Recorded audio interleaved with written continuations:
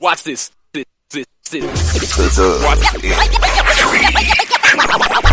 Next, football talk is a big hit. Sunday nights to Wednesday nights, we striking a match cause we lit. Y'all know the name, we call it the Dub. On Friday nights, it feel like a club. Getting that VIP treatment on the sideline, they showing us love. Great interviews, go hugs, put in work, go good. Texas youth and high school talking the page on Facebook, hold up. Coach Carter still on the team, giving advice, he do what he mean. Jay Mack and Swaggy Big, rocking the gear, it's so clean. Big guys and go easy, off the easy, push easy. With my steppers, our special kids, making blitz so easy.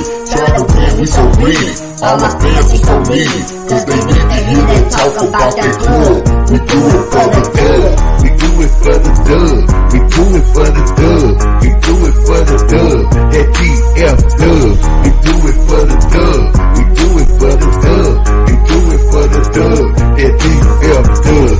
Welcome to the Dub, number one high school podcast starring Pat O'Teasy, Jeremy McGinnis, Whitfield Roderick, Coach Carr, and Bryan Riser. Well, all right. What's happening? What's going on? Welcome to the number one talk show. Speak out. The Dub, baby. You heard it first.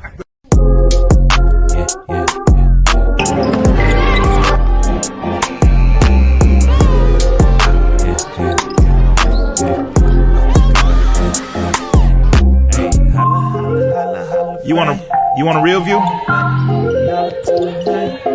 you want to look at? Cadence. Box, you want live from the field? You gonna need a real shooter for this one. Hey, holla, holla, holla, holla fame. If they talking down about me, put $1 by the name. How you trying to play without me? No, I'm running with the game. How you thinking it's a game? I ain't playing about a thing. Make them holla, holla, bang, bang, bang, bang, bang, bang, bang. Make them holla, holla, bang, bang, bang, bang, bang, bang, bang. Make them holla, holla, bang. Hey, yeah, let me slide. Raymond Wesley, you can reach me on Instagram or Wesley25. I do weddings, birthdays, personal orders, whatever you need, all bacon. Phone number 816-359-1762. And then also you can email me at rwesley1920 at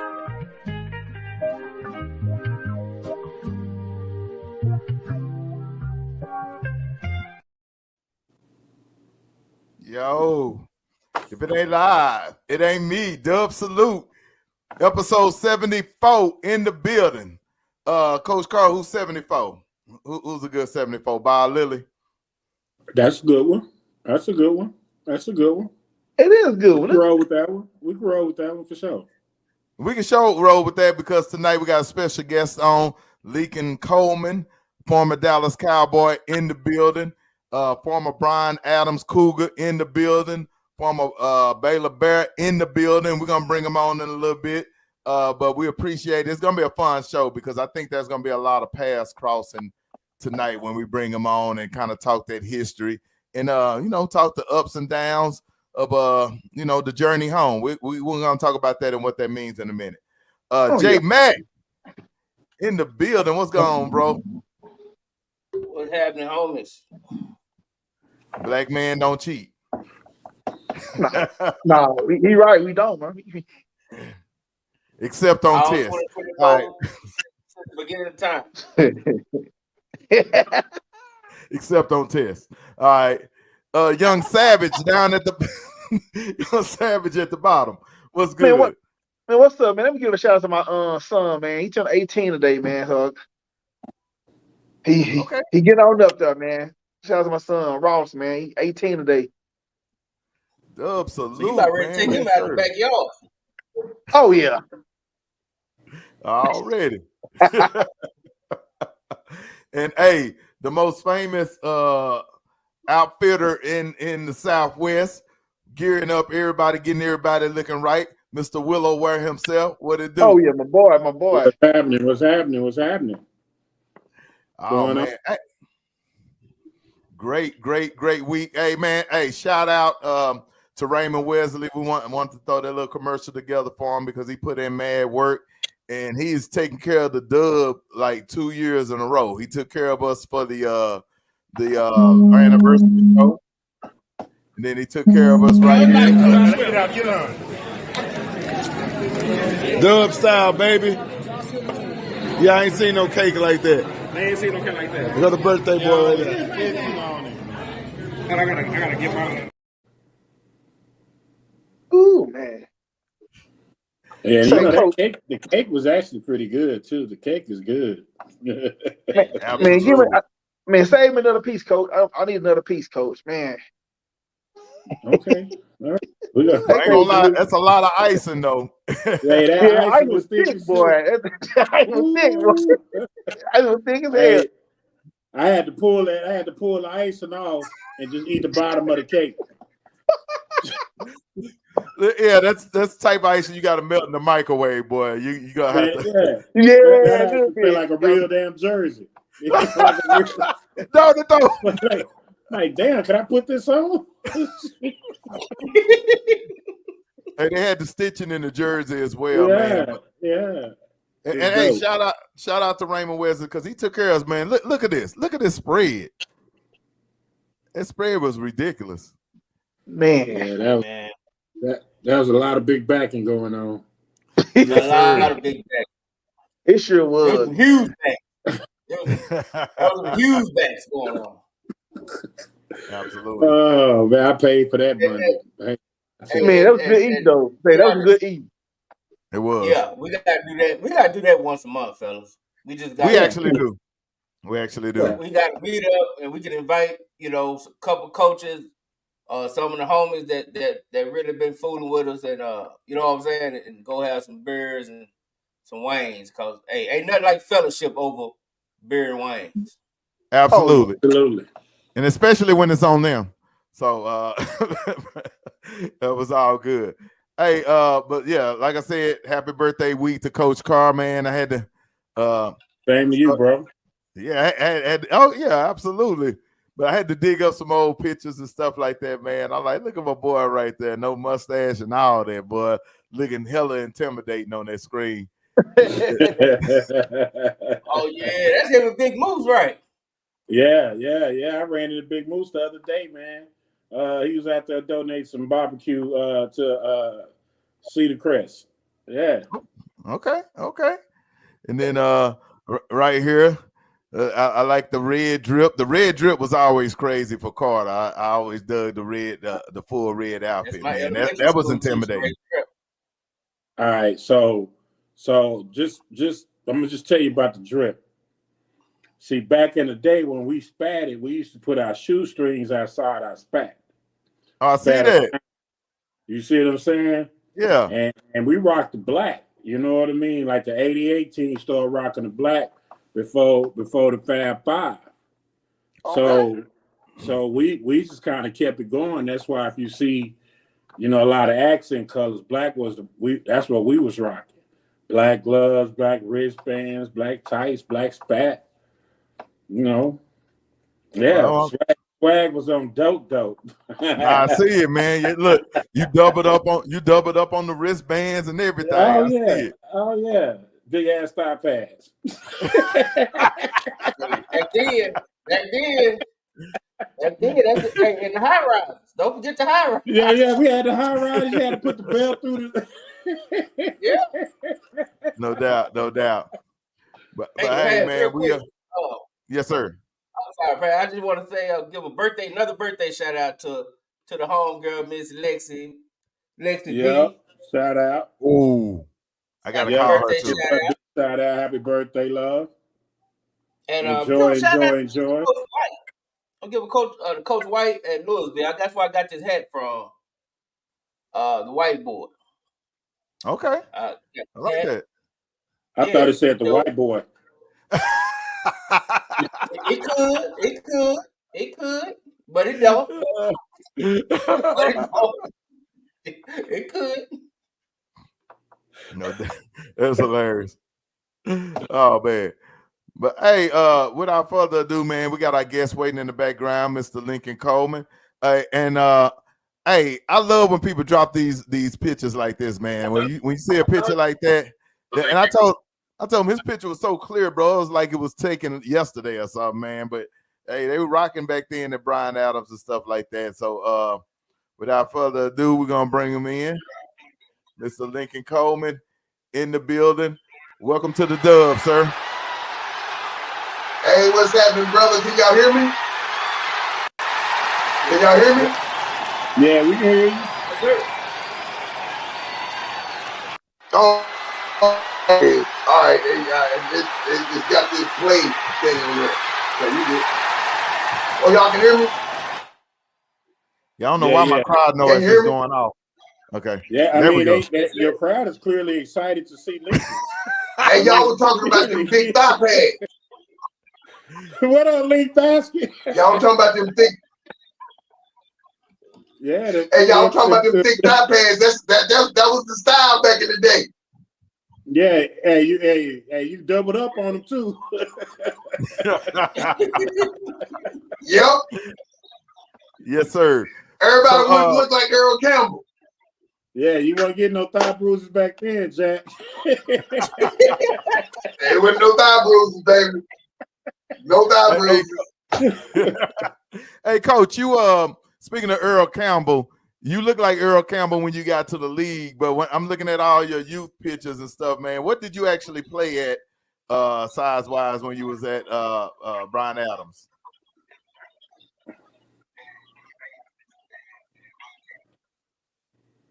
I'm sorry, say that. Ask me again. No, I'm saying we was talking about Earl Campbell. Okay, I'm saying you look like Earl Campbell when you came to the league, but what size did you play at when you played at Bryan Adams? When I graduated from Bryan Adams, I was 6'1", 170 pounds. Woo! Wow, you had the height, but you probably look a little thin. Yeah, I was. Yeah, you know what I mean. But all right, yeah, I was thin. I was thin, but we always lied about my weight. 198 was they put. Hey, that's okay, Coach. I was 6'4", so. And they always did that in high school, boy. I was attracted to the scouts. That's probably how you got that scholarship offer to Notre Dame. So so tell us about your high school years, man. Kind of walk us back. No, it was because I was a dog, baby. I was a dog. Hey, I was a dog, baby. That's why. Yes, sir. Yes, sir. Well, walk it back, man. Tell us how, because in Texas, we breed nothing but dogs out here, man, pit bulls. Tell me how your high school career was. I know y'all won district in 85, 10-5A, but just kind of walk me through your freshman to senior year and how you ended up getting to Notre Dame, and then we'll go from there. Well, here's I'm born and raised right here in Dallas, Texas, man. When I was 4 years old, we moved to Orenwood Park, right over here off of Dolphin and 30, and I grew up playing for the East Dallas Jets. That was our football team. Okay, we used to practice on the same field with this semi-pro team called the Panthers. Okay, South Dallas Panthers or something like that. And every once in a while, they try to get us over there to, lock horns with them. I'm like, wait a minute, aren't you an adult? What the heck am I doing? You know what I mean? On the same field with some, semi-pro guys. But that was my coach back in the day.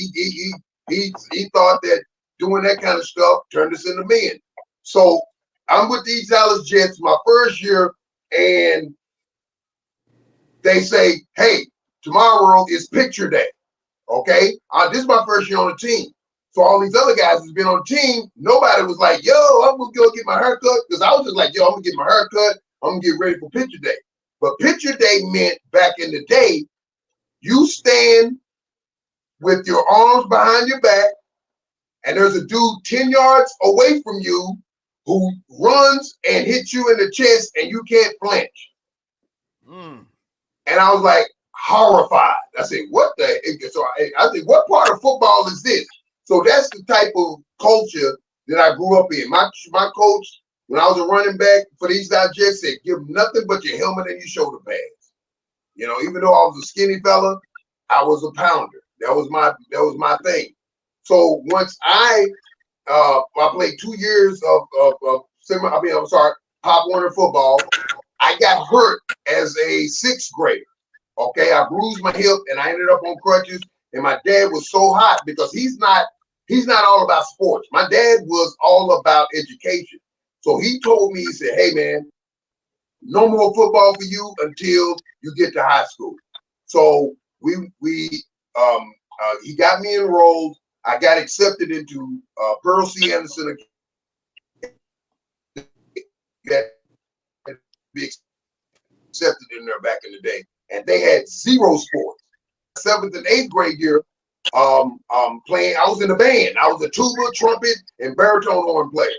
Okay, had no sports. I didn't play any Pop Warner football, nothing until I got to high school. Now, right before my freshman year in high school, they changed the district for me. I was supposed to go to Woodrow Wilson with Tim Brown. Tim Brown lived right across the street from me. When I say right across the street, I could throw a football in his front yard. Okay, so I grew up with him. And they changed the district, and the district ended up sending me over, getting bused to Bryan Adams. Now, my dad, okay, he was a Air Force vet, Vietnam,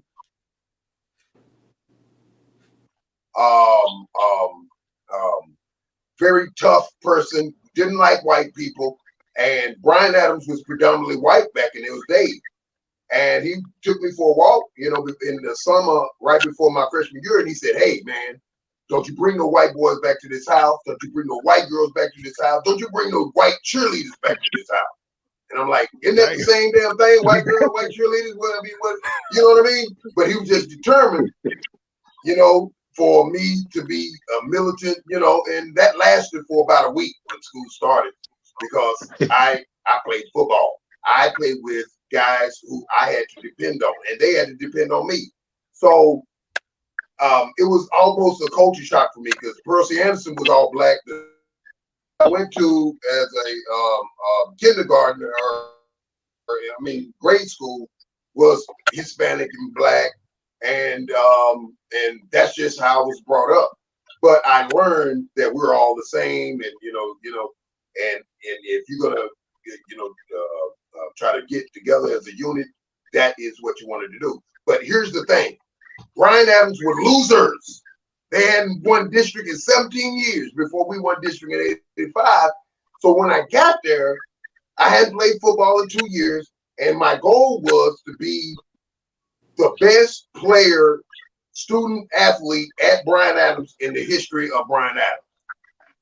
I said, this place. I mean, they've had professional players at Bryan Adams, went to college, Texas, and some that went to Texas A&M. We've had guys leave there and go off and play college ball, some NFL, that another thing. But I said I wanted to be the best player ever to come out of Bryan Adams, and that was my goal. But when I got there, we had a garbage team, garbage head coach. My freshman year, after my freshman year, they brought 9 freshmen up to varsity for my sophomore year, and we were the guys that made the difference, And so they fired our head coach right my sophomore year, and we ended up getting the greatest coach I've ever been under in my life, Jackie Edwards. And Jackie Edwards taught us how to be champions. He taught us how to compete every day, so that game day is practice, is just you doing what you suppose. There's no thinking.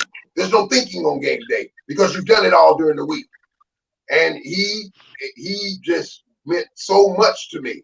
But we ended up going 1-9 my sophomore year. Now, back in those days, you had to win district to go to the playoffs. Okay, there was no second place. You ended up in the playoffs and all of that stuff. Y'all remember that craziness?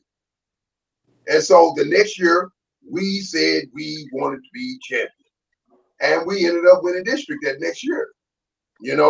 And going into the playoffs, we beat Wilma Hutchins and ended up, losing to Plano East. But my high school career was, I had a fullback my junior year, absolutely awesome. I had 1,500 yards. I won Class 5A Russian record, and my fullback had 1,100 yards. That's the kind of team we had. We ran that ball, and we just was committed to being winners, and that's where I learned how to be, how to compete, how to practice, how to work hard, how to be accountable, and and I learned a little bit about human nature, and after my senior year, we lost to K-Dub. Which one of y'all? Oh yeah, that's right, my man Pat. Yeah. We were 7-0, Pat, and Roosevelt was 7-0.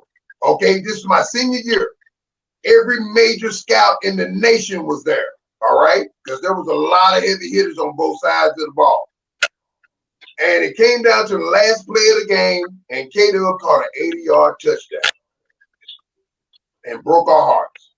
Okay? Yeah, 80-yard touchdown. The next week, we were still brokenhearted, lost to Spruce. 82 on the year and did not go to the playoffs. Ooh, that's how it was back in the day. Now everybody can go. Back then, was it 2 teams or 1? It was 2 teams, right? What'd you say? I said back then it was 2 teams that went to the playoffs, each district, or was it 1? I was just 1. One. Just 1. We went 8-2 my senior year and did not go to the playoffs, bro. Yeah, I don't think they changed it to 2 until that's how it was back in the days.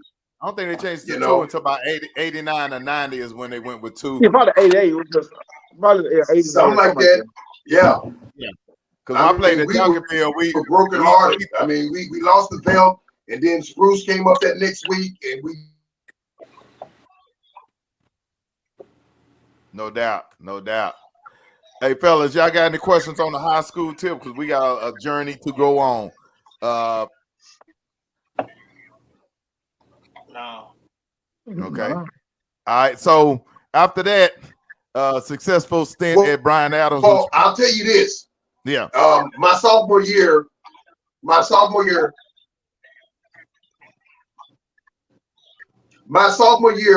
SMU sent a coach to my high school. We had a lot of good, You remember SMU was the most cheapest team in the history of the college football. Well, they sent a coach over. He was supposed to be our head coach, but it was too obvious. So they made him our defensive coordinator. From my sophomore year till I was a senior, I was on SMU's campus every other month. And that was not what's supposed to have been happening. That was illegal. And so when I'm getting ready to, I wanted to be, part of the Pony Express. I wanted to be Eric Dickinson. I wanted to be Craig James. And right before my senior year, that's when they got the death penalty. And Notre Dame was the backup plan. Notre Dame was the first choice. SMU was first choice. And then I said, you know what? I'm going to go play with my brother, Tim Bryan. I grew up with him. He grew up across the street from me. And I said, next best thing is Notre Dame. So my head coach was brokenhearted about that because he wanted me to go to Texas. And I'll tell you the truth right now. I'm going to tell you something. My head coach, I have not talked to him since I graduated from high school. Damn. And that's a damn shame. It is a damn shame. Hey, did SMU go? I didn't know about the SMU part. Did you have a Corvette at the senior prom? Hey, they offered my dad a house in Highland Park. My dad said no. They offered him a job in Highland Park, and my dad said no. They didn't understand. My dad didn't give a damn about football. I did not talk football with my dad. I talked football with my mother. My mother is the one who picked me up from school, picked me up after games. She's the one to be like, baby, why you fumble on that play? You're supposed to da-da-da-da-da-da. I'm like, oh, mama, this, that, and other thing. My dad did not talk football with me. He talked about education. He talked about, what I was doing as an adult, as a young adult, trying to grow up and figure out, the the world at that time. You know, my dad went through a whole lot. He was an atheist at one point, and then he ended up, you know, there was this guy, a buddy of mine named Shane Curran. His dad, funniest guy I've known. He would go, my dad would come to games, kiss my mother, and he would sit at the top of the stadium all by himself. And this guy would always ask my mother, say, what's with your dad, your husband? Why wouldn't he? And she'd go, listen, leave him alone, don't worry about it. She wouldn't tell him that you don't like white people, you know, and all that stuff, you know. But he would say, I'm going to go up there and I'm going to sit with him. So a couple of games, he'd go up there and he'd talk to him. My dad barely give him conversation. Then a couple more games, he'd go up there and my dad would talk to him a little bit more. He'd say, yeah, that man's kind of funny. Then all of a sudden they became buddies. Then I was involved with Young Life, Fellowship of Christian Athletes, all of that stuff. So I would always bring Bibles home. And the next day I would always, my Bible would be in a different place. Well, I wake up one morning, my dad always got off work around 4 o'clock in the morning. He worked for the Dallas Morning News my whole life. And I seen him sitting in front of the TV listening to this man. He was a white man with a beard, had a big chair, and he would tell you, he would teach you about the Bible. And I watched my dad listen to this man. And he brought him back from being an atheist to God.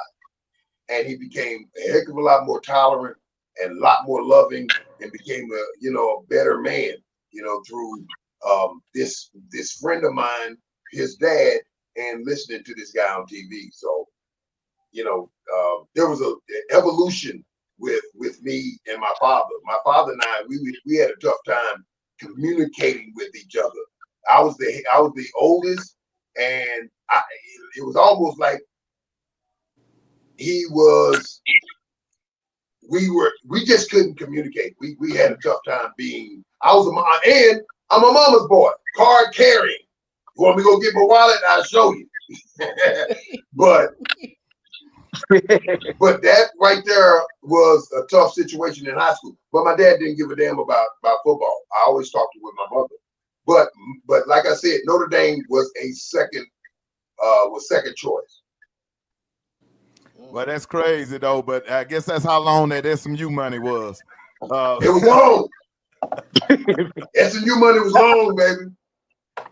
Hey, it's about as long as this comment that somebody left. I think this is the longest comment in Dub history. Do you know Kerry Van Zandt? It's a good one though. It's a good one. Yeah, what they say? Kerry Van Zandt. He said in high school, Lincoln used to bag our groceries at Skaggs, Alpha Beta. Remember that store on the corner of PD and Garland. Fast forward to his training camp with the Cowboys. He stood along the gate with my dad standing behind me. He stopped, signed my shirt, and then saw my dad and recognized him from Skaggs. Had nice things to say, really nice guy. I always was a fan of his. Glad to see him doing well.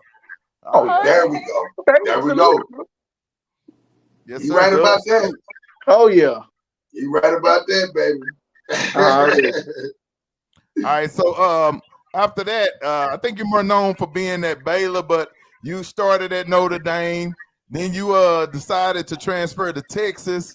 And then when that fell through, you ended up at Baylor. So just kind of I'll tell you why I left Notre Dame. Okay, real quick. I'm at Notre Dame, all right? And it was the year Tim Brown won the Heisman, and I'm having a fantastic, freshman year. My goal was to get on the 63-man roster, traveling roster. I did that.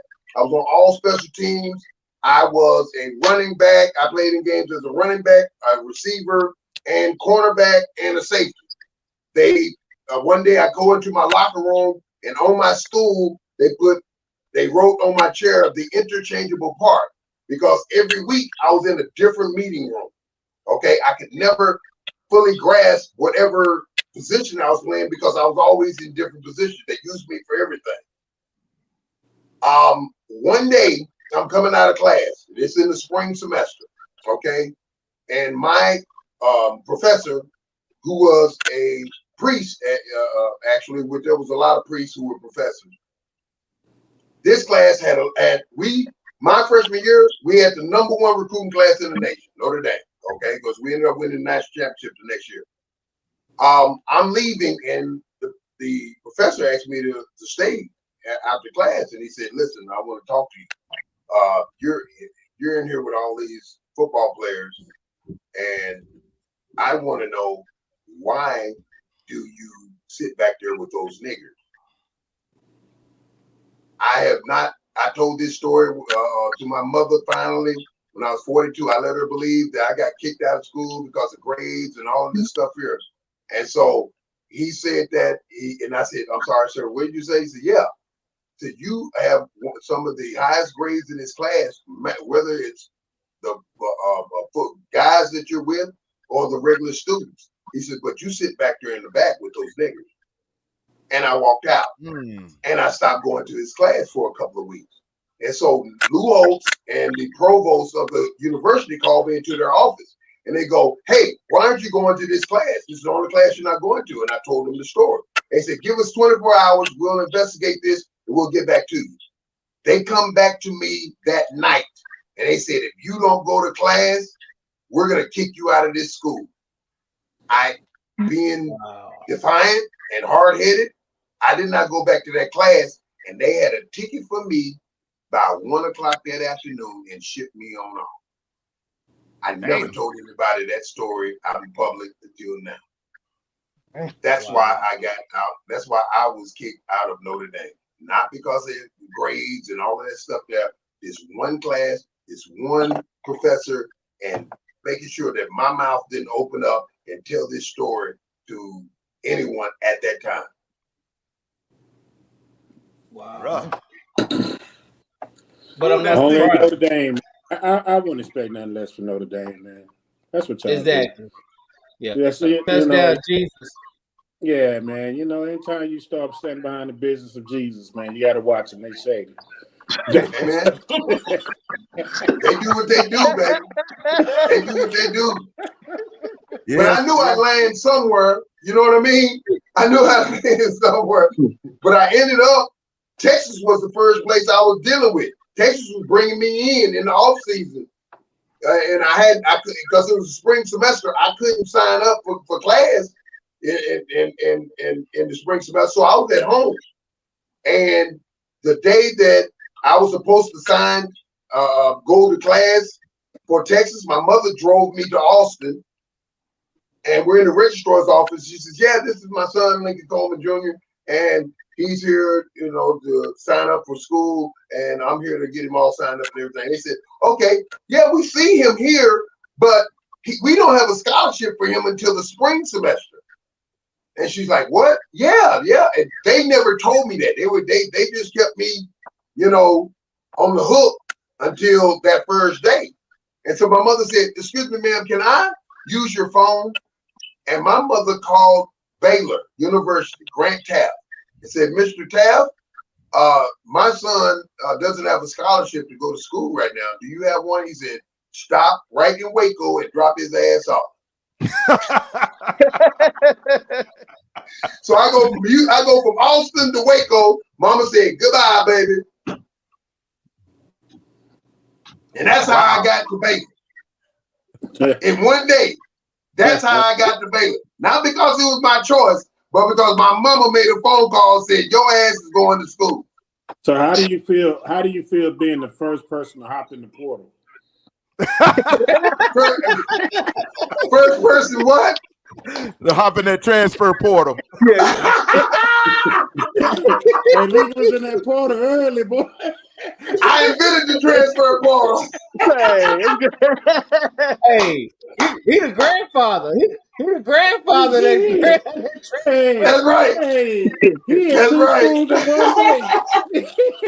Hey, man. Oh my God. Oh! Hey, he done committed to 2 schools in one day. See? 2 schools in one day, baby. Hey, in 2 hours. Yeah, that portal hell, ain't it? Like a it was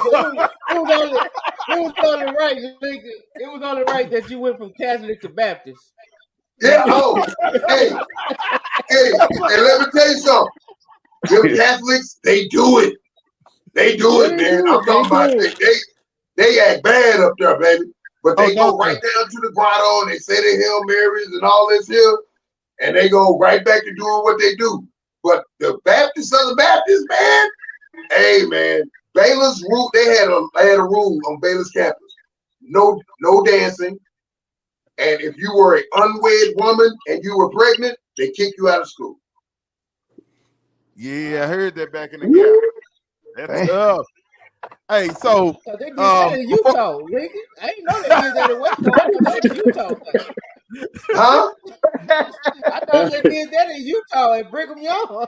Yeah, that's BYU. My man can play in the NCAA tournament because he had sex before on campus, right? Yeah, right. There you go. Hey, you weren't even supposed to have sex on campus. Nope. Oh, that went to hell the moment you showed up. Hey man, it was horrifying. I went from the largest Catholic university in the nation to the largest Southern Baptist university in the nation. Are you a preacher yet? No.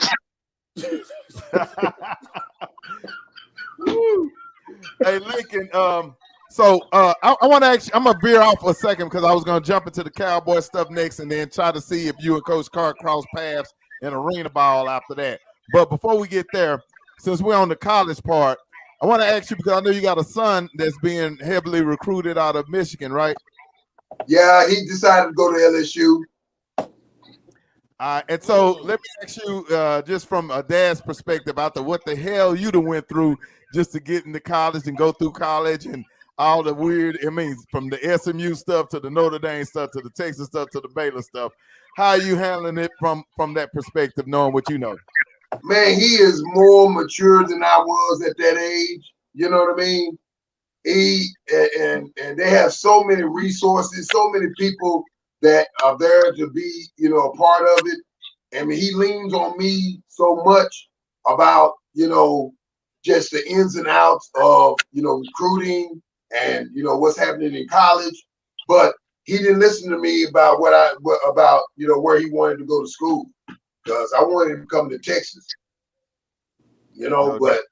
but he fell in love with LSU when that quarterback was there. What's his name that played for the Bengals? Oh yeah. Barrel. Yeah. He just fell in love with him, and that's been his thing for the last 4 years. You know, he's like, yo, I'm going to LSU. I'm going to LSU. And he attends one of the high schools in Michigan that, see, when Alabama goes to Michigan, they only visit like 3 or 4 schools. And he's at one of them. So what school you go to? What school you go to? God dang it, I can't think of it now. Now you put Is me it on the spot. Belleville? No, God damn, Grand Belleville? No, not Belleville. God dang it, I cannot think of the name. Is it King? Is he in the city? Yeah, I can't. It starts with Is he in Grand? Did you say he was in Grand Rapids? No, you didn't say that. Yeah, I Grand Rapids. Look that up real quick. Is it Muskegon? No, not Muskegon. Hey, I coached up there. I was a head coach in Michigan, man. And is it Grand Haven? Them red dots.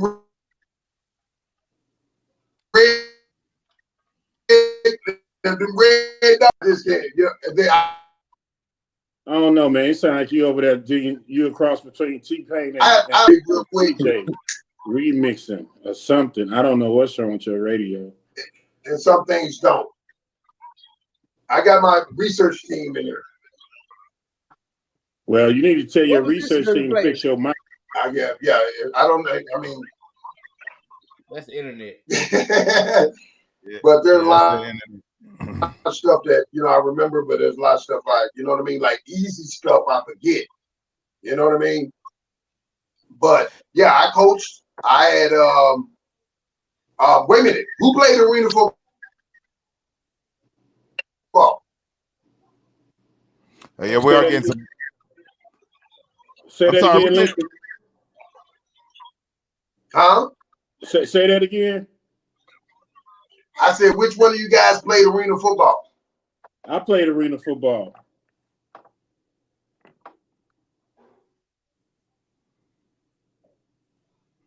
Yes, I said, which one of you guys played arena football? I did. Who'd you play for? I played for the Orlando Predators, Georgia Force, and the Rampage. You played for the Grand Rapids Rampage? Yeah. Yep. I played on the team that won the championship in 2001. I remember when you played and won the championship in 2001. Yeah. We won it. Yeah. We won it in 99 or 2000. Oh, you were there in 99? I played with Orlando. We won it in Orlando. We won it. Oh, yeah. You won it in Orlando. Yeah. I was with the Milwaukee Mustangs. Yeah, I remember them. Remember them. Nah, we won it with Jay Gruden and Barry Wagner. Barry Wagner, boy. Yeah. And he was 100 years old still playing for arena football. Yeah. Hey, and was still the best player on the field. And still the best player on the field. Yeah. You remember downtown Johnny Brown downtown? Yeah. Yeah, that's what's his name, daddy? Yeah, that's Brown, 84 with the Steelers. That's his daddy. That's his dad, man. Yeah. What? Downtown Eddie Brown. Eddie Brown. Downtown Eddie Brown. That's all it. Hey, they wouldn't throw any routes to him over the middle. It was all deep posts. Gold. Him and Garcia. Yep, that's right. Yeah. That was the golden age of arena football. Man, what they doing now is watered down. Yeah, we was making 100K. Shit, that's why the league ain't around. What they doing now is watered down, man. We had to go both ways, play on special teams, all that mess, man. Yeah, and you couldn't even and you couldn't play. They ain't doing that no more. Like the substitution rule was weird. So if you started the quarter, you could come back in. But if you didn't start the quarter and you come in, you had to play the whole rest of that quarter. Or if you came out, you couldn't go back into the next quarter. What kind of rule was that, bro?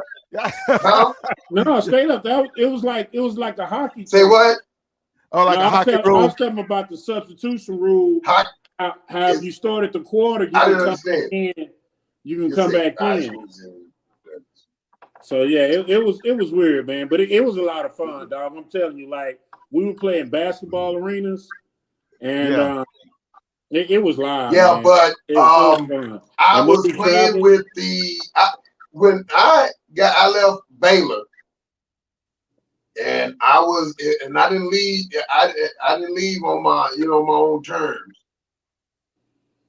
That's another story. Hey, what was your exit? All right, so let's go there. Because I know we went to the arena, but let's go back to Baylor. What was your exit like? How you end up at Home Depot, and then how you end up with the Dallas Cowboys? All right, I'm playing at Baylor, okay? And Baylor at that time was 12,000 students. 290, 300 or so were black students. And this is back when we used to wear the Africa, medallions. Okay. Oh, I'm sorry. Here we go. Let's see. It is.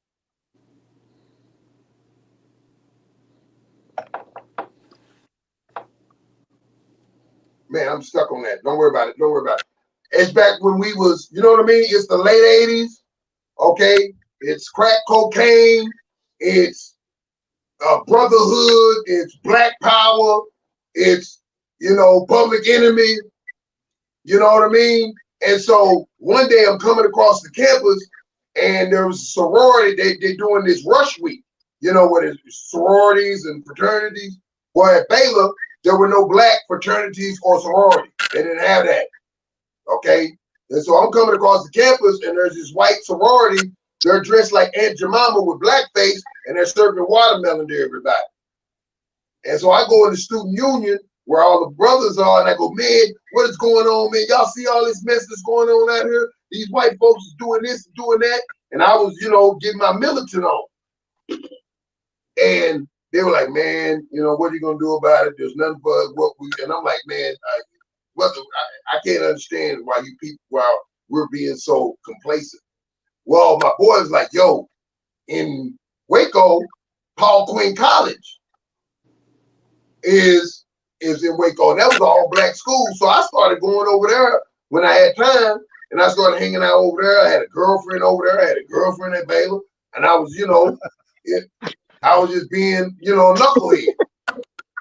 And I was over there so much, they thought I was a damn student. So there was this club on Lincoln Avenue called the Hood.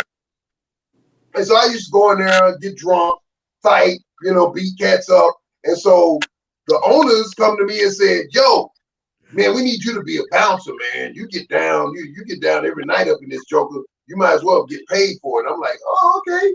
So here I am playing football for Baylor. I'm a bouncer at night at this club. And I'm just wilding. I'm wilding out. And after my junior year, I could have gone in the draft. And I didn't because my mother wanted me to stay at school and graduate. Okay, and so I stayed at school.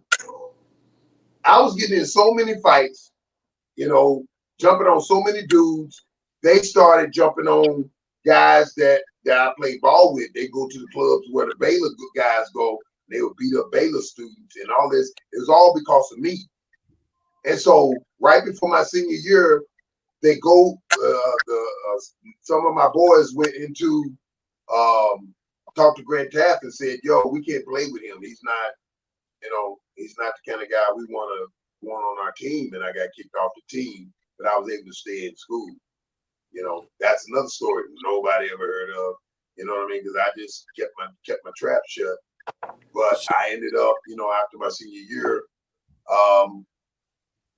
basically back at home.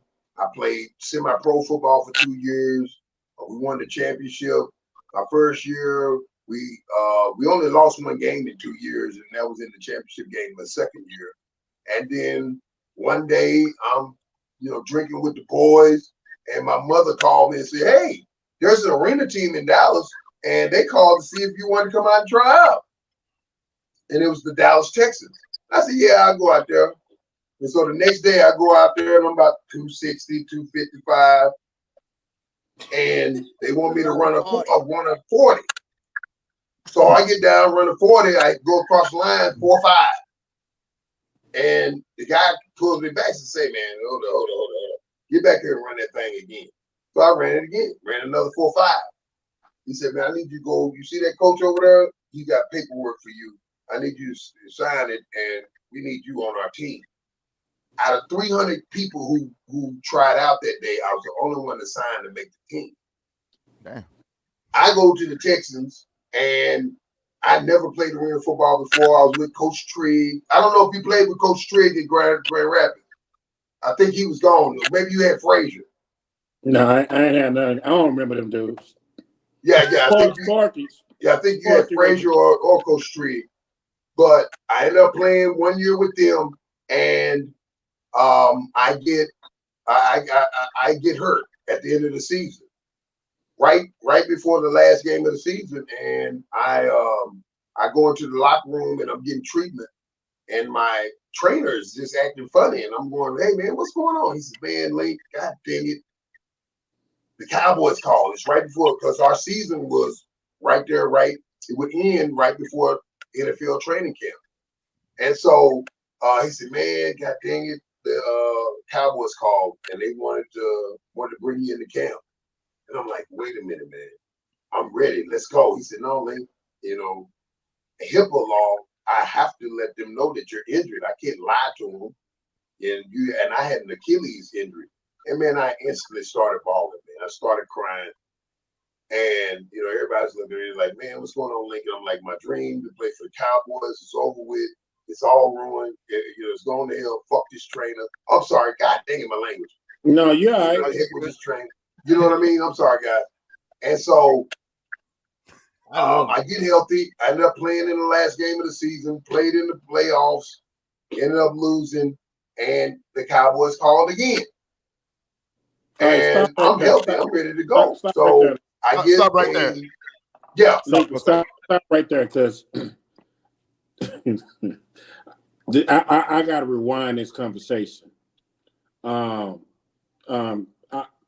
Like great information.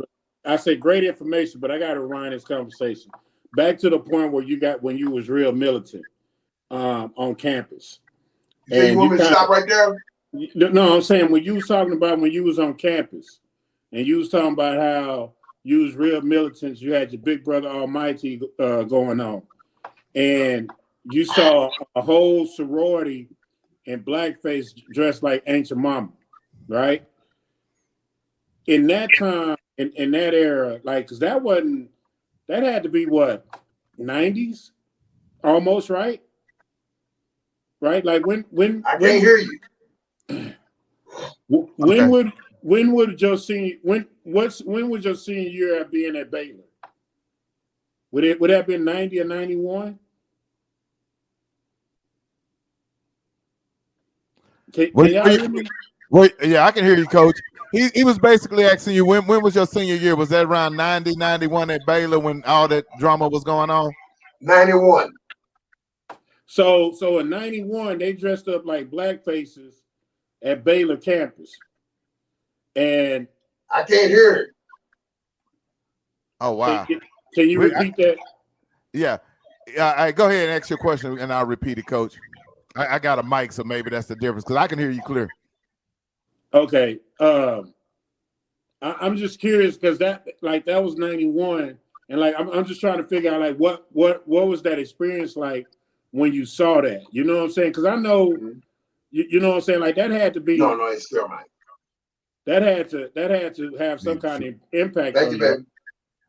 Yeah, and so, Coach, what he's saying, what was that experience like when the people were running around campus in blackface, the sorority? You know, because that's kind of in our modern times. This ain't the 60s. So, right. What kind of experience did you have from that?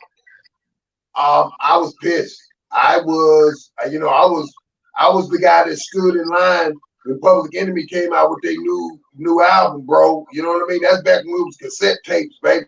You know what I mean? The I was Black Power all day. You know what I mean? Right? I'm talking about all day. But the guys that I was playing with, they were complacent. I mean, not all of them. There were some guys, you know what I mean? They were just like happy to be where they were.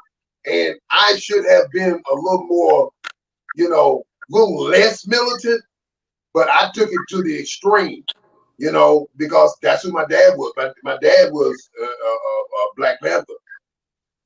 And that's how I was raised to, fight the power.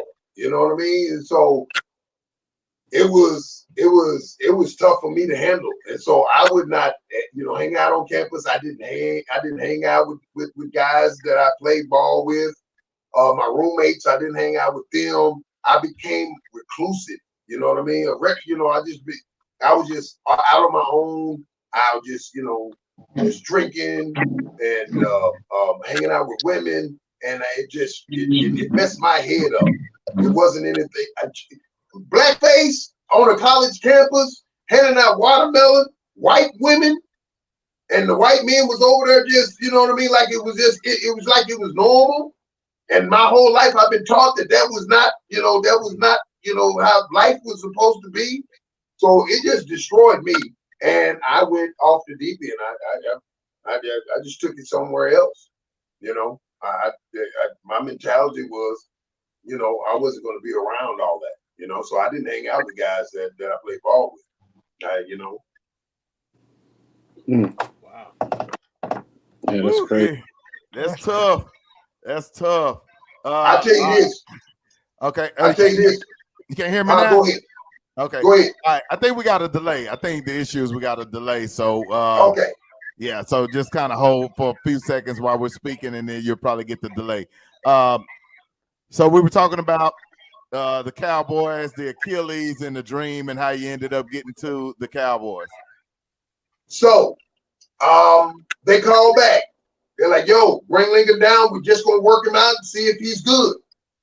And so my agent, who is the son-in-law of Grant Taft, the guy that kicked me off the team, this wonderful man ended up hooking me up with an agent that was awesome. He comes to me and says, Lincoln, I'm going to the Cowboys just want to work you out. They don't know if they want to sign you or not. They want to make sure that injury is all good. I'm like, baby, I'm ready. I'm ready. Just get down there. Let's do what we do. He said, but Lincoln, the Miami Dolphins called, and they want to sign you as soon as you get off the plane. I said, I could give 2 dams and a nickel. I don't want to go to Miami. I'm trying to go to the Dallas Cowboys. He said, no, let me work this out. I got a deal. How I'm going to work this out with the Cowboys. I said, man, don't mess this up for me. So what he did was he called Jimmy and he said, listen, Dolphins, they're going to sign him as soon as he get off the plane. So we're going to go ahead and go with that. Jimmy said, nah, bring him down here. We'll sign him as soon as he get off the plane here. So they're already in camp 2 weeks. I fly down, just finished the arena football season. I fly down to Austin where men became men. You know, boys became men down there. They don't do that anymore. They making money while they doing it. I'll get to that later. And so we go to, they fly me into Austin. I'm the only one in the locker room. They give me all my pads. They put a contract in front of me. I sign it. I go on the field. And the first thing I see is Jimmy Johnson. He comes over to me and he goes, hey, I like how you worked your little deal out. You got 10 plays to make this squad. And I go, uh-oh. And so here I am looking at the #1 defense in the league against the run. And so we get in middle drill. Y'all know middle drill. It's offensive lineman, running backs, quarterback, whatever. And it's a D line, linebackers, and a safety. And all you're doing is running the ball for 10 plays. Well, I didn't know Jimmy Johnson was behind me every play, pointing to me that I'm getting the ball, and then pointing to the hole that I was going to hit. And I hit that. I was ferocious about it because I wanted to be with the Dallas Cowboys. I didn't care who I had to step on to get there. And after 7 plays, he said, son, you made the practice. I mean, not the practice squad, but you made the squad for right now. You know, we have some more cuts coming up, and you made the squad. So I go through training camp a couple of weeks, and they get down to the last cut. And we had this guy, Dr. Doom, Dr. Death. He would come and he would tell you, get your playbook, go see coach. That meant that you cut. And that last cut, he comes to me and says, hey, get your playbook. We're going to take you, you got to go see Coach Johnson. And so I get in Coach Johnson's office, and Coach Johnson immediately goes, okay, Mr. Coleman, Lincoln, we're going to cut you. And I didn't let him get another word out. I instantly just started crying. And he said, whoa. We have to cut you. It's a business thing. We have to cut you today. In 24 hours, we're gonna put you on the practice squad. And I was like, oh, okay. You know what I mean? I didn't know, anything about all of that. And so they did exactly what he said they were going to do.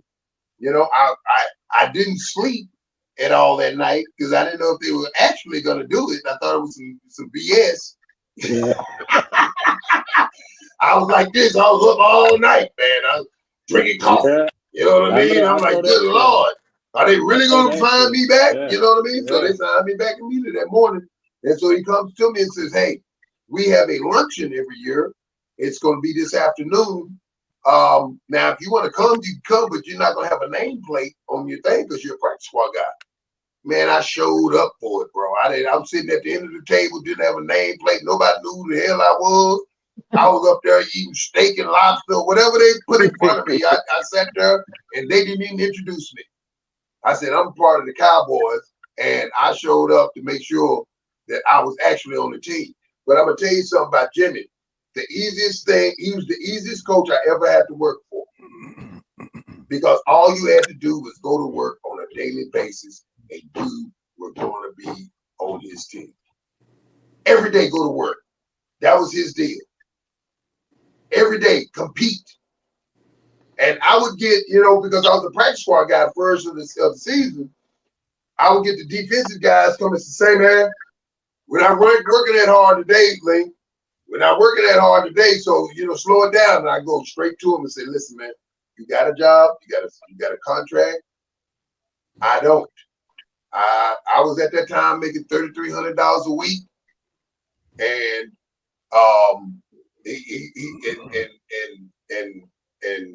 it wasn't guaranteed. So I said every day I have to go to work, or else I'm going to get cut. And Jimmy cut people every Tuesday on your day off. Like in Friday, said, man, how you get fired on your day off? Well, Jimmy did that. That's how Jimmy cut you. He would cut you on your day off, man. And so that's how, and y'all heard all the stories in the 90s about, you know, how wild we were. Man, we would go and do all kind of wild stuff at night, but we show up to work every day, 6:30 in the morning. We worked from 6:30 to 6:30. We didn't have to leave our complex. We had chefs that cooked lunch, breakfast, lunch, and dinner for us. We did not leave that complex until everything, our work was done.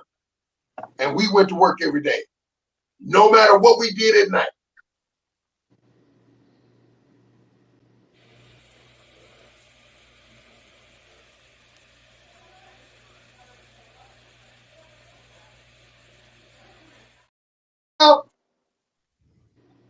That was something J Mac wanted me to play or whatever. That was probably your most memorable game. Yeah. I know they brought you off the practice squad around week 10, like maybe right before that game. Yeah. And they brought me off the week before against Atlanta.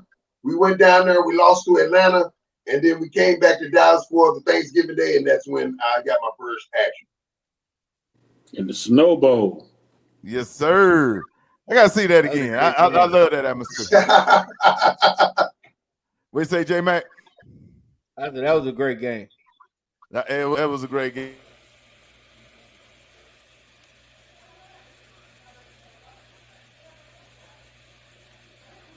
As hell. I'm talking about. I thought I was floating on top of the ground, man. I didn't even expect to play, but because we brought 3 running backs to that game. Derek Lassick was the second team guy, but Miami's running back, I forgot his name, big fella. He was making it happen on the ground, and so Emmett had bruised his thigh the week before. And Jimmy was like, well, let's put another big back in there. Let's see what we can do. And we, had a little success, Absolutely. I think this was on the next touchdown in the NFL. That was in mock duty. A runaway victory from Dallas at Metro, Minnesota. Break. Yes, sir. Little celebration stuff. I don't know. We're gonna call that the Bryan Adams or something. I don't know what we're gonna call that. I didn't even know how to celebrate, man. Nah, hey, was that your first touchdown? He was saying that I don't know what's going on with the mics, but he was saying, was that your first touchdown? Yes, that was my first touchdown. Good deal. So, all right, you come in, you got a little success. You get to stick around for a couple of years. You talked about the era of the cocaine Cowboys and stuff. Was you at the White House? Was you kicking it with Mike? Listen, I had a key to the front door of the White House. Okay. Hey man, I'm gonna tell you something. So I had, I was living with someone. I had a girlfriend. Me and my boy K-Dub, your cousin. Cuz had a wife. Okay, and he had his own, home. And I had my own home. Well, K-Dub and I had an apartment together, also. Okay. And we throw some underwear in there, some pictures, and act like that's where we actually live, and that's where we take our little honeys. Okay, and so guys were getting in trouble. Big E had that major accident, and you know what I mean. This is back when away games, when you come back, they have ice chests full of beer and liquor for the plane flight back. So we were blasted drunk every time we landed in Dallas from wherever the hell we played. Okay. And then they stopped doing that after Big E had his car accident because we would go from the airport to a club or wherever the heck we would go. Well, Big E had gotten to that accident, and then the press started following us everywhere. We hear about, there'd be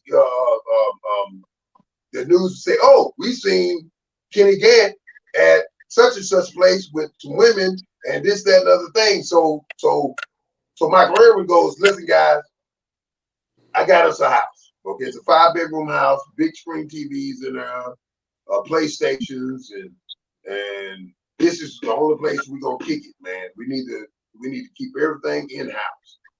And that house was right over the fence from where we practiced. It was on Dorset Lane, my jersey. So, it was on Dorset Drive. And we had everything that you think jumped off: cocaine, marijuana, women, alcohol. We did it all. And I wasn't a cocaine guy until my last year, and I'll get to that later. But I've seen more drugs in the NFL than I've seen on the street. Damn. It went down, man. It was free flowing. Describe a night, man. What was a typical night like in the White House? And the women were, and here's the thing. Here's the difference. I get your question, Coach Carter. Here's the difference now with the women. Now these women, they want the bag, and they advertise and this, that, and it's not like they're doing it because this is it's not like they're having sex because this is what they enjoy. It's a business. Back in the 90s, men enjoyed sex, women enjoyed sex. We enjoyed drugs, they enjoyed drugs. It was a mutual, everybody, it was almost like the 60s. The 90s was like the 60s, the free love, and everybody was having a good time, and you know what I mean? There wasn't, you didn't have to, there was no, there really wasn't a whole lot of brain wrestling when you was a Dallas Cowboy. It was, "Hey, how you doing? I play for the Cowboys." "Oh, okay. Where are we gonna go right now? Back to my place or yours?" You know what I mean? There was not a whole lot of conversation going on. Right to the Did point. you use the party at Cowboys Cafe? Hey, man. Hey. I used to walk in that cafe, point, let's go, and I was out of there. That's how crazy it was. We had to get together off the air because I got some stories about the Cowboys Cafe. That was one of my hanging spots back in the day. Fantastic. I got some stories, and we didn't have no White House. I got some stories from the parking lot, homie. Right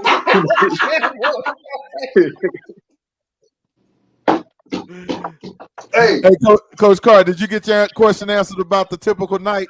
No, I want to hear what the typical night was at the White House. Okay. Yeah. Coach Carter wants to know what the typical night was at the White House. Was this a nightly thing or this was on game night? Every day. Okay? Here's a typical night. Practice is over with, everybody's chilling. We go to the cafe, get some food, drinks, whatever.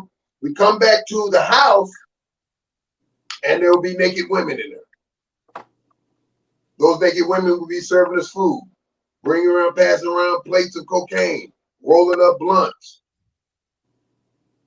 making sure the place is clean, make sure we have our drinks.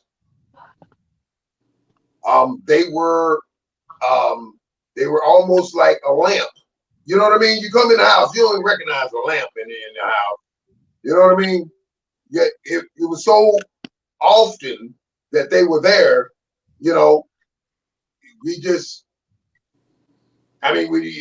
there's sex all day, every day.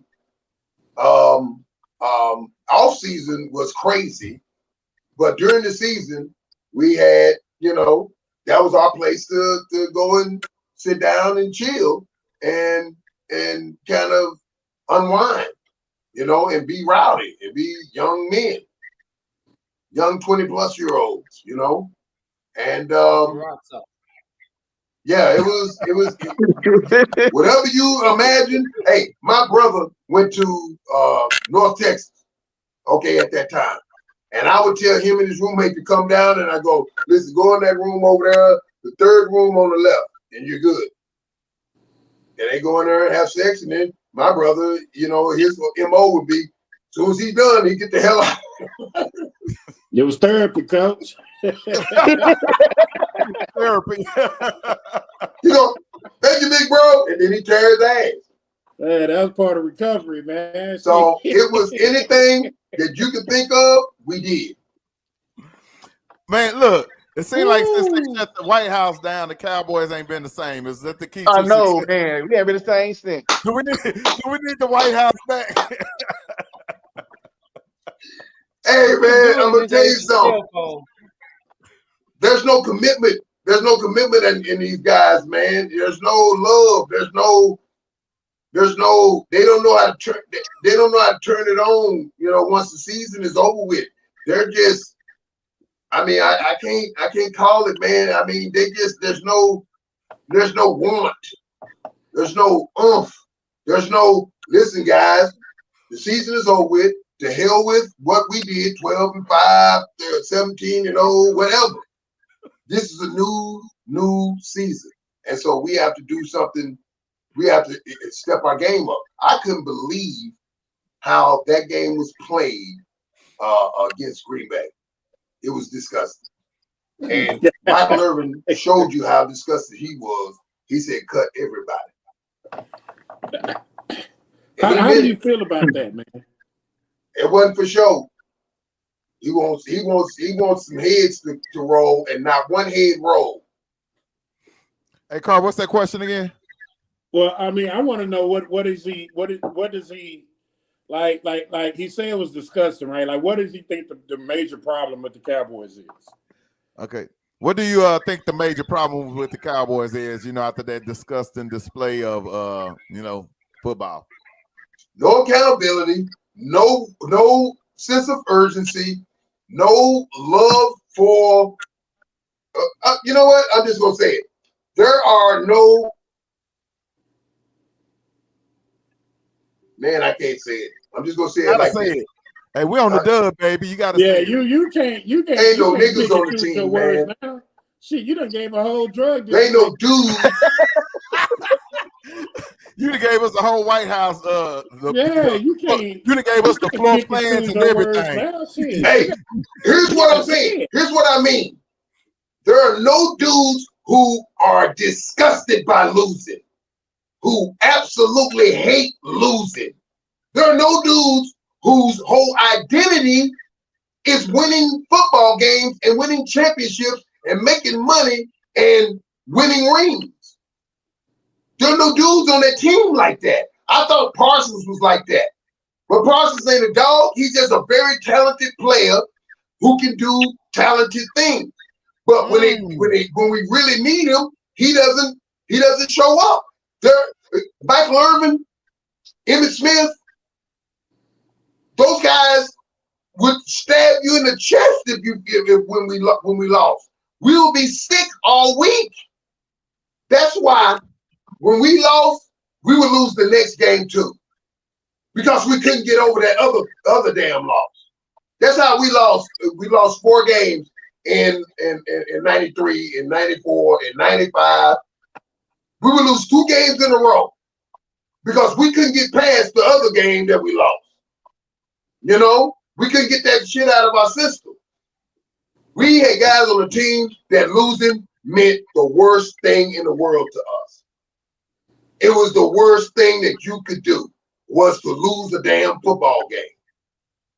So that's what I mean by they don't have any just guys that don't give a damn. They gonna go play football. They gonna practice hard because their whole identity is wrapped up in winning and becoming a champion. These guys could give two pennies about being a champion because they show it. They show it to me every time they show up in the playoffs and they go out like soccer. Hey, Alonzo, You shout out said to they just Alonzo. Huh? You said it. They just some hoes. Talk that talk. Hey man, Hey, I call them brawls, man. They brawls, man. They don't know how to turn it. Hey, we didn't discuss during the season. I never been on a team like this.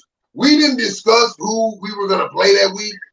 Didn't talk about them that much because the way we practiced was enough to get us, and showing up for the game and kicking somebody's tail. We took pride. We were a disciplined team, yet we were wild. We took pride in beating your face in. You know what I mean? And then the last 4 games of the season, that's the ass whooping. Whoever's on the schedule, you're getting your head beat in. And then when we got to the playoffs, that's when we start having discussions. Okay, we're gonna play in the Giants, man. Man, I tell you, man, we're gonna have to cut it in and do this and do that, do it. We had a different mindset in the playoffs. It was man, we just loved winning. There were guys that just loved winning, so. Hey, shout out to Alonzo Tutson in the comments, man. I think he's winning the comments of the night. He's just been going hard the whole night, and we get one person to do that every single. Who was it last week, J Mac? What did he say? It's always somebody. It was always somebody. It was Mitchell Ward last week. Mitchell Ward, yep. Mitchell Ward. Sorry, guys. Salute to the fans out there, man. Y'all damn fool out in them comments. They tripping.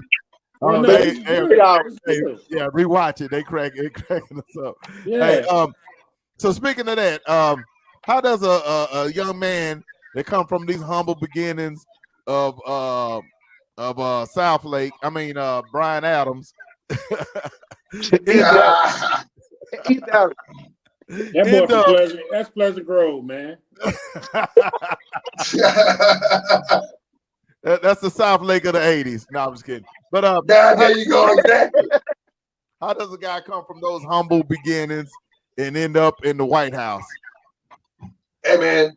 And actually, let me add to that. End up in the White House and then, actually have issues on. I think that's kind of related to what you got cut for, right? Well, I'll tell you this.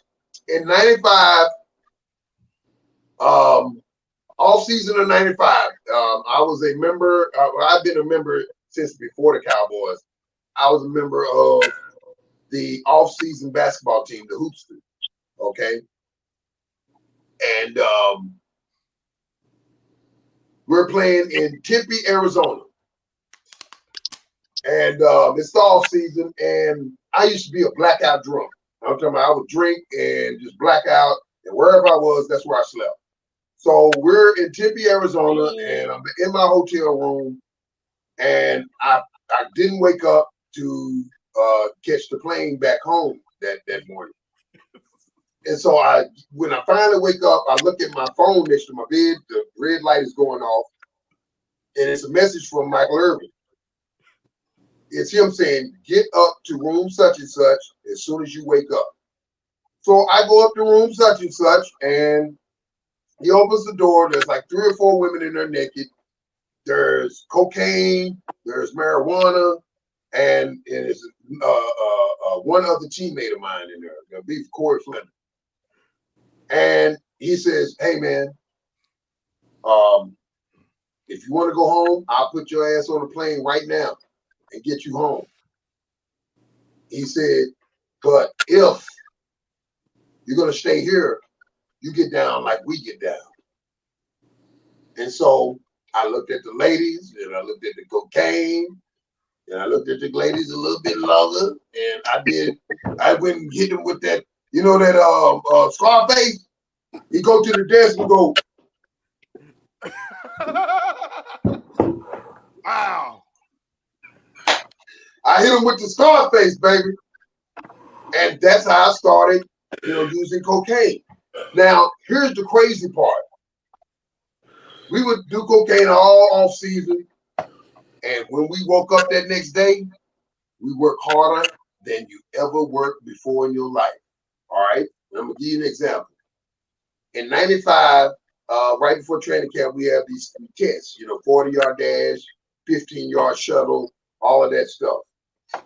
Today, you look on the wall at the Dallas Cowboys, okay? Because I worked out with Michael Irvin. Michael Irvin, I've never seen anybody work as hard as Michael Irvin. I worked out with him. I have the fastest 15-yard shuttle time, 3.23. Okay, under 4 shuttle time. I'm on the wall. Me and Clayton Holmes. We're in the same exact time, bro. All because I worked out with Michael Irvin. No matter what we did the night before, once we woke up, they say if you're gonna hoop with the Owls, you got to soar with the Eagles. And so we worked out. We went to work. And we competed against each other every day. So, and that's the one thing I tried to get with when I was coaching. I said, man, every day out here, man, you got to compete. This is, there's no walkthroughs, on Monday, Tuesday, and Wednesday, and Thursday. A couple of days before the game, you got to walk through, but you got to compete, man. You got to work hard every day to get what you want to get. I listened to this other guy the other day say, yeah, man, everybody wants it. I said, yeah, I hear you about it. Everybody wants it, but what are you going to do to get it? So, yeah, man, went to work every day, man. I won I won a trip to Hawaii, a 2-week trip to Hawaii because I was the best. I had the best times out of all the running backs, Emmett, every one of them, 95. I just had a problem with Barry Switzer. He had a problem with me, and I ended up getting, released and ended up in Atlanta. And I went to Atlanta because they had $5 table dances down there. I'm like, wait a minute, what's going on, man? Let me head on back down into Atlanta. I had other teams want me, and I said, wait a minute. Atlanta called. I said, I told my agent. I said, man, I'm going to Atlanta, man. I'm going to Atlanta. He said, why? I said, man, they got $5 table dances down there. Because we played in Atlanta. Man, let me tell you something. Hey, that was on Monday So we night. played the Super Bowl in Atlanta. Then I got some stuff I got to do. Hey, we played Super Bowl in Atlanta. All right. First day we get down there, we in a big ballroom, and the mayor of Atlanta is there. The host team is there, and they go, "Hey, welcome to Atlanta, and these are the places that you're safe to go to, and then these are the places that you shouldn't go to." Michael Irvin stood up and said, "Excuse me, guys. We've been to Atlanta before. We don't need any instructions. Guys, let's go." Damn. Yes, sir, Mr. Irvin. And we ran into the parking lot to get in one of them damn limos and go to the damn club. I spent my first night in Atlanta. I'd never been to Atlanta before until the Super Bowl week. First night, I spent $11,000 in the damn strip club. Was you at Magic City? And it was $5 table dances. Was it Magic City? Magic City, baby. On a Monday Magic night. City. Did you On get a the Monday wings, man? Hey, I was eating wings and I was naked. Oh, Lord. You was naked. Bro, check this out. So check this out. So, hey, they have a spot in Magic City where you go downstairs and there's where the women they get dressed and all of that. Where you go past their little dressing room and they have a room called the Egyptian room. It's dark, and they have a little dancing area for a woman, for private dances and all this. So the Buffalo Bills is on one side of this room and the Cowboys are on the other. And I'm the only dude in there with tennis shoes on and drawers.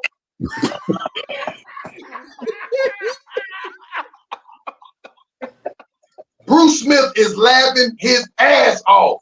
He said, "What is wrong with this country ass boy here? He act like he ain't never been in a strip club before."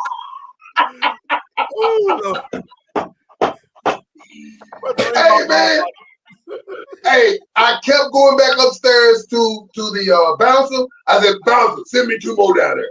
Bouncer, send me 2 more down there. Bouncer. And that's why there's that famous picture of us, because the next day was picture day. Okay, it was media day. I'm sorry. We got in right before we had to get on the bus. We got in at 6:30. We left the club about 6, got back to the hotel at 6:30, changed clothes, went to the stadium. Only people that had to talk to the media was Emmett and Michael and the big wigs. So everybody else, we got in the middle of the field, fell asleep. All 50-some players. And while we were sleeping and drunk, the whole stadium smelled like alcohol because of us. While we were sleeping in the middle of the field, they took pictures of us. Man, there's a big famous picture of this. They said the Cowboys came here to party. Yeah, yeah, bro. I didn't play, baby. I did not play. Go home. Go hard. Hey. Go home. Literally. Yes. Yes. Yes. Boy, that's that BA education. Yeah. Yes. Yes. Oh, it was crazy, man. Ricky, you never said it because your dad said don't bring no white women home. You never said it if you did or didn't. Not in high school, I didn't. Not in high school, I didn't. But when you got the Baylor, at college one time, it wasn't until I got out of college and all. No, I take that back. A couple of times up in Notre Dame, because that's, you know what I mean. That was basically it, you know. The northern women, they approach you.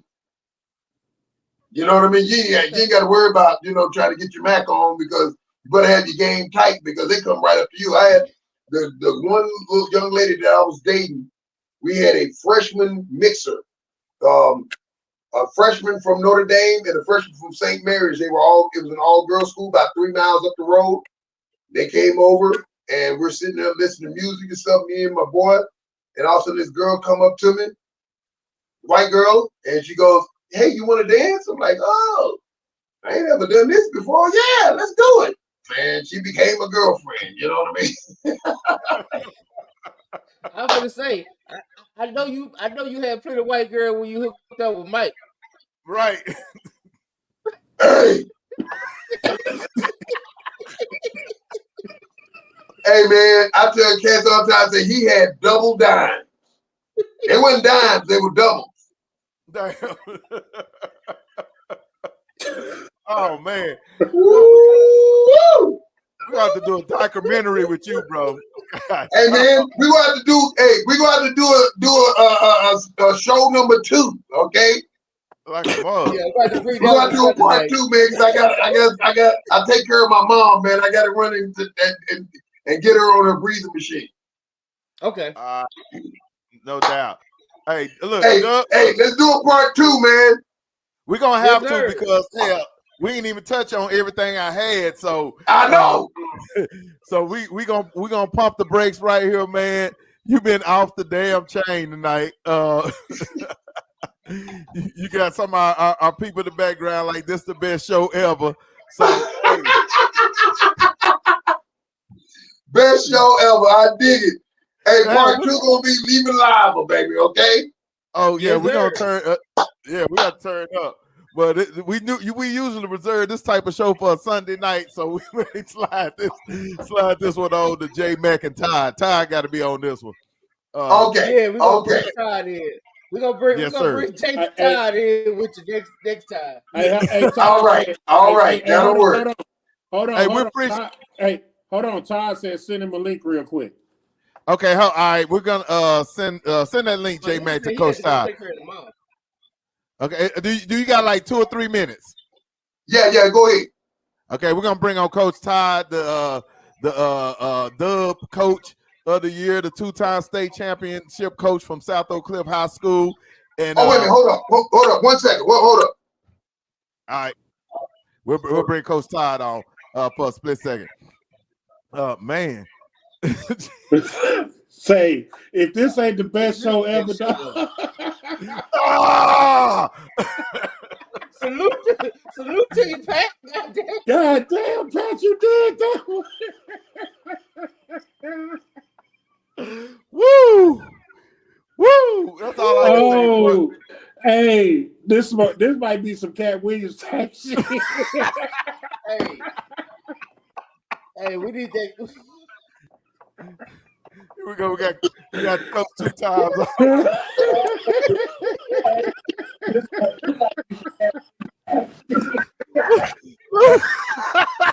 at the way Coach Todd. Hey man, hey, that was the greatest shit I ever watched in my life. Like, golly, say, man. Hey man, say, man, that was the greatest show y'all ever had produced, man.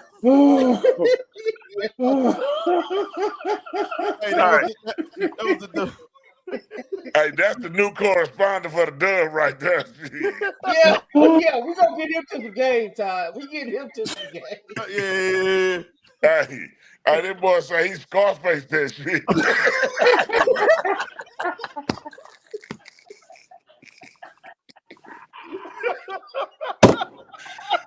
Hey, and then when you kept, all right, guys. Hey, when you kept showing that picture with the Summer Creek Cops looking at that show.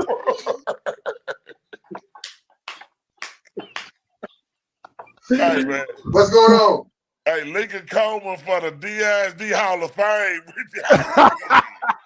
Lincoln Coleman, DISD Hall of Fame. We voting for it now. Hey, right now. DISD, baby. Hey, golly, man, that was the greatest shit I ever watched in a long time. Hey, I got a homeboy that lives with me, my boy Zebby, and he's a DISD boy too, man. We, you know what I mean? But we all Owenwood Park area over here, bro. We right off the 30 and Dolphin. Yeah. God say, man, God say, man. Hey, Botis, man, you got to clip this one up, man, like this one. Yeah, we're gonna have to clip it up like 20, 30 clips off of this damn thing, bro, for real. Hey, man, Lincoln Coleman has blessed y'all show so much, man. Hey, this is the greatest ever. I ain't gonna lie, greatest ever, bro. Hey, all I was thinking the whole time. I appreciate you guys, man. Hey, Lincoln, when a dude keep on saying, man, I like that nigga, man. I like him. I didn't hear you.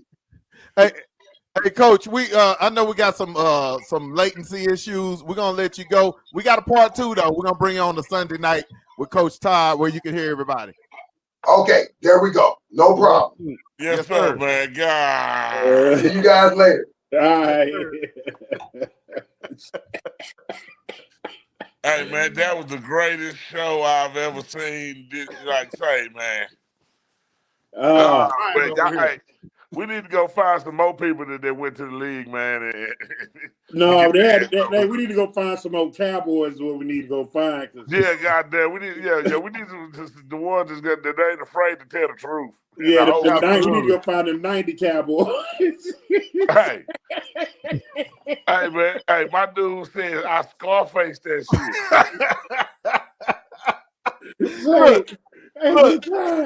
He said, look, I got a decision to make.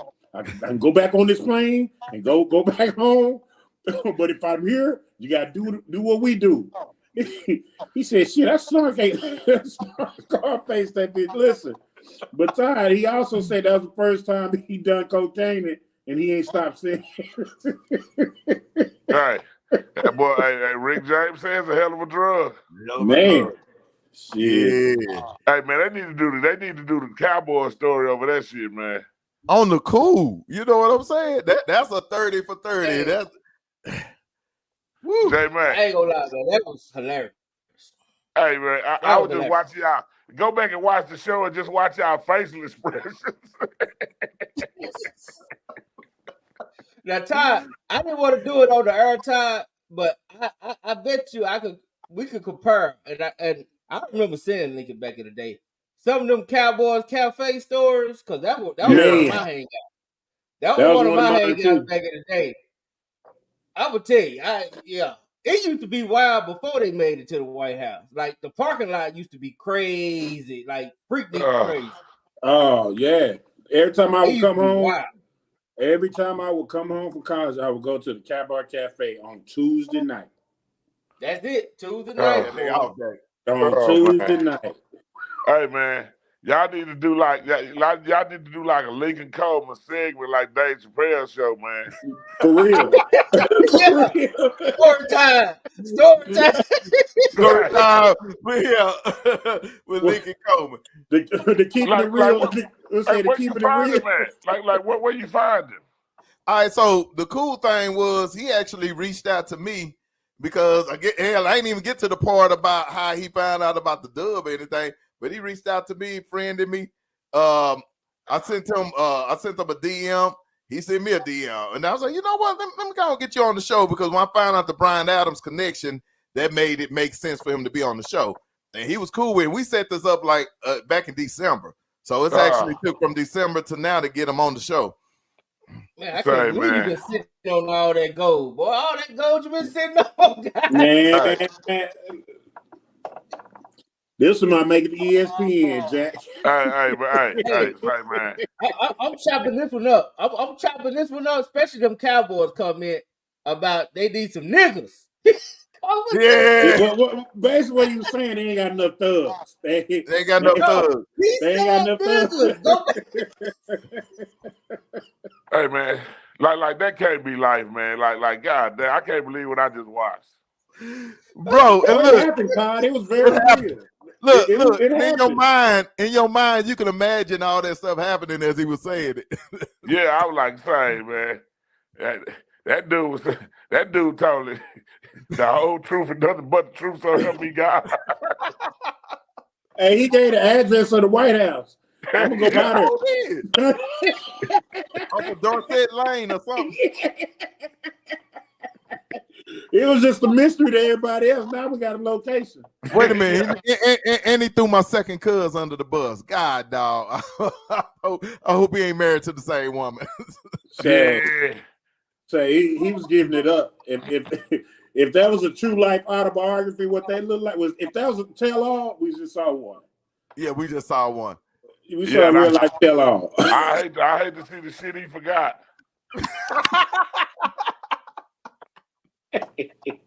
Hey man, hey, that was a classic, man. Absolutely. Yeah, we gotta chop that one up. I'm making cut-ups all week, and I'm putting them out. Other Lincoln Coleman quotes. Yeah, I'm talking about, you can put some 30-second ones out there to just be hilarious, dog. A mother sucker. Hey, you know I'm gonna put the I had boxes of tennis shoes on in the tennis ball. Dog. Yeah. But he gave Bruce Smith up. He said, yeah, and Bruce Smith was like, man, what you doing? Before the and that was the Super Bowl, Buffalo got blew out too. Yep. They beat them in Georgia 30-13. He said he spent $11,000 on $5 table dances. That ain't all you spent that money on, B. Hell. No, yeah. Now, yep. It was a tennis shoe. He spent more than that. That was the part he forgot about. That dude say he get drunk and wake up where he get drunk at. Yeah, he said they all laid out on the floor, wasn't they? They woke up on the floor. On the 50-yard line and the whole stadium smelled like liquor. He said that was a blackout play. I was like, whoa. Yeah, the Cowboys ain't like that no more. No, I told him ever since they shut the White House down, it's been over. Hey, listen, man, I'm telling you, look, Ms. Carruthers, it's true. The White House seemed like to me was therapy for the whole team. Yeah, absolutely. Like that's part of their recovery. Like, yeah, they did it together. They did it together. And Todd, isn't that what you want for your team? Yeah, you want the end of the day. Together. Yeah, they bought. That dude said women was like lamps.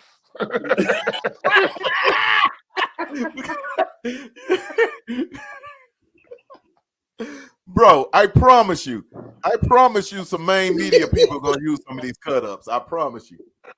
Well, I'm gonna putting them out. I'm gonna tell you that now. I'm gonna tell y'all make sure y'all get a dub credit because we want our credit. Oh, this might be the best show ever in the history of shows right now, dog. Oh my God! I tell you what, it ain't many funny ones because he was being real, like he was dead. Like for real. He was Yeah, he wasn't even trying to be funny. He said, if you party, you get down. If you hang with us, you get down with us. So you got the white titties and this cocaine and weed. You could go home or you could. Yeah, and you gotta respect Michael Irvin. He said, "Look, dog, I'll fly you home." Like he was like, "Man, you got a choice to make. You can hang out with me if you want, but if you don't, you can go home. It's cool." Yeah. Just like the devil, huh? Right? Absolutely. Standing on that mountain with Christ showing them all the world that you can have. Turn down the white titties. With you got the white titties in your face, and you over talking about you can go home if you want to. You can go home if you want to. Yeah, look, and she just standing there doing that. And he's not like he specifically named every drug. Yeah, he did.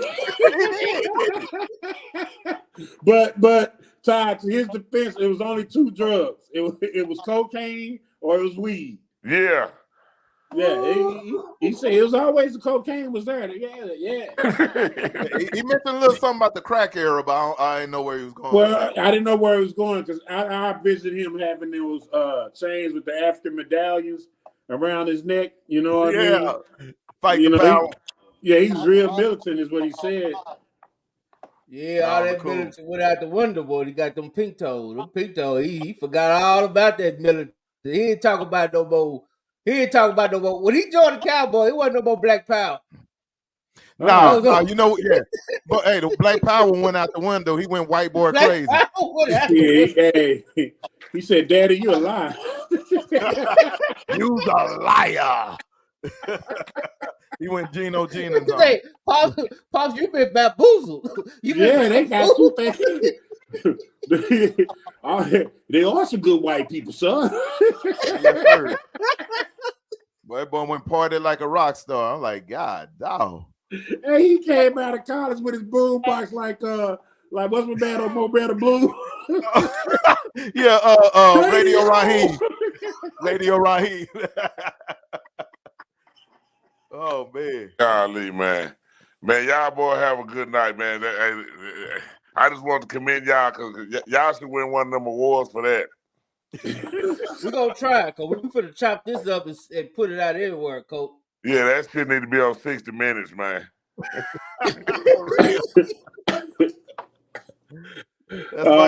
Man. That's classic right there, boy. God, you got love Lincoln for that one, man. But how about he said he made a business decision? He made a business decision behind $5 table dance.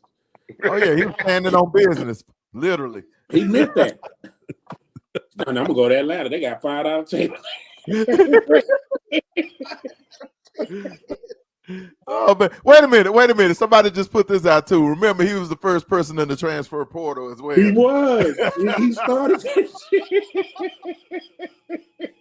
Hey, but hold on. He was also, I don't know if y'all listen though. He also was the first person with the NIL deal. Right? Remember he said he was beating up people? Stuff. No. When he was in college, he said he was beating up people in the club. Said, "No, man, we want you to come here." Yeah. Right? So and be a bouncer. NIL deal. Yeah. NIL deal. And wait a minute. And he started with the SMU level where they were trying to buy a dad that house in Highland Park. Listen, he's telling the truth because everybody and their mama wanted to go to SMU back in that time. And that just shows you how the NCAA is wicked, man. They gave them people the death penalty and come back and now they're doing the same thing and it's legal. Right, on the cool. Yeah. Yeah, that's I good. love this comment by Chelsea Johnson. He was standing on business while skiing on the slopes. Yeah, he definitely was doing that. Say you remember that episode on Bart when Tommy was with Aquafina? Yeah.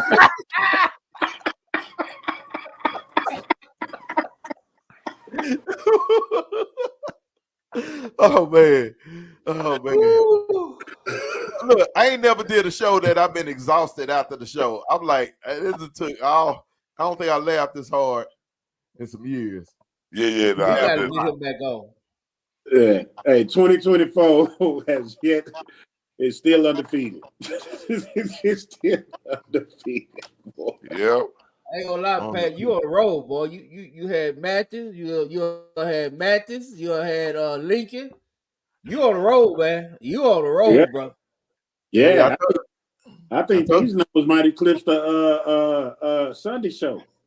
Hey, and wait till we do the Texas Made with Coach Todd and Ward. Me and Jay Mack are gonna sit down with them. Yeah, we gonna dig deep. So Coach Todd got a lot to live up to and stuff. So you know what I'm saying. You gonna have to top that. Yeah, I need all them Coach Sample stories. I need whoever walking naked at the grave at Lincoln. I need all that. Hey, I definitely got to get you to re-say when you was a young coach at Skyline, you threatened to knock the kid out the wheelchair. I ain't even heard that one. Was that when he was coaching soccer? No. That Skyline. Yep. That was Debo then. That's the one that threatened to knock him out the wheelchair. Yes, sir. But hey, we appreciate everybody. Man, the comments was crazy. Oh, Lord. My Lord. My head hurting. I love it. I appreciate y'all. Y'all got any closing thing I want to say before we get out of here? Say, man, great show. That's all I can tell you. Great show, man. I ain't gonna lie, man. I showed up today. I was planning on beating Batman up out of here because I ain't been feeling good. I've been working in the cold and rain all week. Man. I was like, I'm about to duck out with Batman, but woo!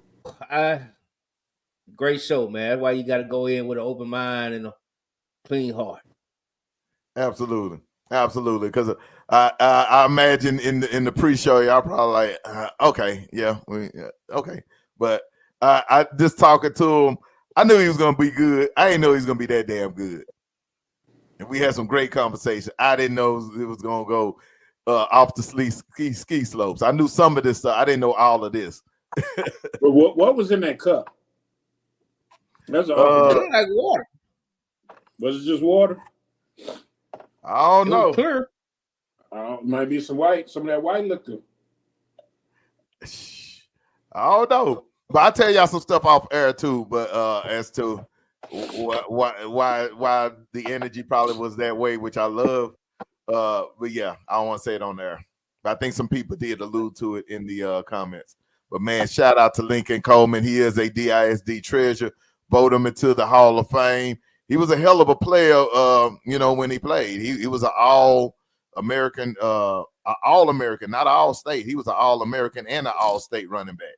So that means he had some juice. He was there with the Tim Browns and the Will Cars and those likes. So, man, shout out to He's Dallas on.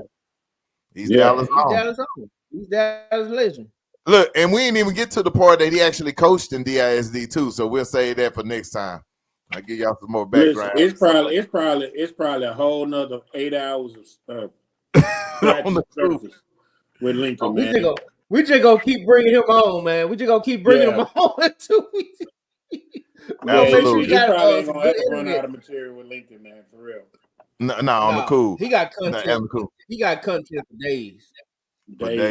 Look, and the funny thing was, somebody gonna come to the Oklahoma. I'm gonna tell you that. Grimes. Yeah, because Grimes did shout him out. Grimes was lurking in the background. He'll be on Grimes time with Todd next week. Look, he already in the DMs.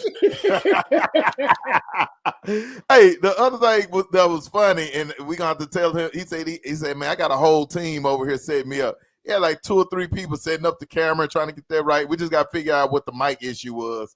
why he couldn't hear everything, but he had a whole team, so he was prepared to go in. He had a whole team. That was crazy. Yeah, he was feeling himself, man. Hey, a couple of shout outs before we get out of here. I want to shout out Coach Ty, and I meant to do it while he was on here. Man, shout out for you contributing to the Wings.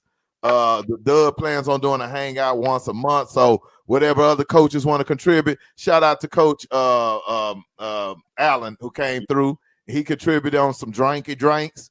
I don't know. I ain't even seen the picture where we took with him. Now, anybody got that picture? Because I ain't seen it posted. He came in. He came in and he eased in and eased out. He missed all the pictures. Hey, but he did drop some jewels while he was there. Yeah, he did. You know, he kind of got pressed for his absences on the show. Absolutely. So, absolutely. So as a matter of fact, we probably need to get him on in a few weeks and talk about it. But he got to explain himself. He got pressed by the press. You know, that Dub pressure is everywhere, baby. Absolutely. Shout out Coach Biotti. Man, he did that. He came through and brought gifts and all that good stuff. So we appreciate him. Man, episode 74 has been a damn fool. We appreciate everybody tapping in. And then I especially want to thank Raymond Wesley because he came through, showed up and showed out and contributed to the Dub hang as well. And we're going to bless him with another showing of this commercial as we get out of here, man. Episode 74, it's a classic.